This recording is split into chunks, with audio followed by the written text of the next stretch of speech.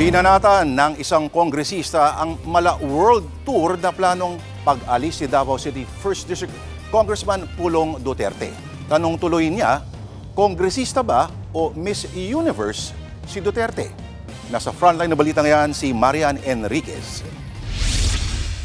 Sa loob ng higit 2 buwan, 17 lugar abroad ang planong bisitahin ni Davao City 1st District Representative Pulong Duterte. Sa hiling niyang travel clearance kay House Speaker Bogie D, 9 na lugar sa Asia ang pupuntahan ni Pulong: Hong Kong, China, Malaysia, Indonesia, South Korea, Japan, Singapore, Vietnam at Cambodia. Bukod dyan, magta-travel din daw siya sa 6 na bansa sa Europa. Pupunta rin si Pulong sa Amerika at Australia. Target niyang umalis simula sa December 15, 2025 hanggang February 20, 2026. Giit ni Pulong, personal travel ito at sarili niya itong gastos. Sabi naman ng Malacanang, bahala na ang kongresista kung gustong mag-around the world. Pero paalala lang daw, lahat ng public servant dapat nagsisilbi sa bayan.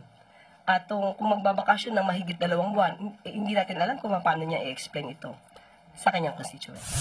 Maging ang ilang kongresista, tumaas ang kilay sa long travel ni Pulong na nataon pa sa investigasyon ng flood control project sa Davao City. Ano ba siya, kinatawan ng distrito o Miss Universe? Huwag naman pahintulutan yan kasi tingin rin ng publiko, abuso ito eh. Nauna naman ang sinabi ni Pulong na hindi siya harap sa Independent Commission for Infrastructure dahil propaganda lang daw ang tingin niya rito. Kung tutusin, hindi ito ang unang beses na humiling siya ng travel clearance sa 17 lugar abroad. Meron din siya mula March 2025 hanggang May 10, 2025. Ilang linggo lang yan matapos arestuhin at dalhin sa The Hague, Netherlands ang kanyang amang si dating Pangulong Rodrigo Duterte.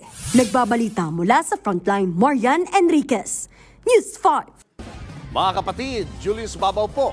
Para sa komprehensibo at makabuluhang balitaan at talakayan, mag-follow at mag-subscribe na sa social media pages ng News 5.